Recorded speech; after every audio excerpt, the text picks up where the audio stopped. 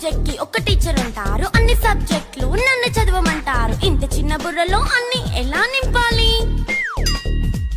Class work, home work, fair notes అంటారు. Subject కి 3 books పెట్టి బ్యాగ్ నింపుతారు. ఇన్ఫాక్ట్ నా బరువు కన్నా నా బ్యాగ్ బరువే ఎక్కువ.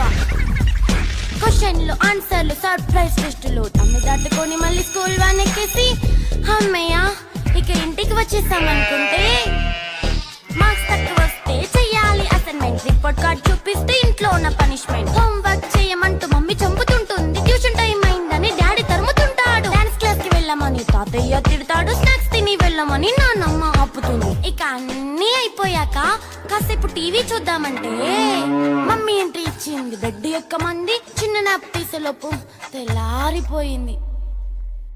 అయ్యో మళ్ళీ మొదలు ఈ స్కూల్ కష్టాలు.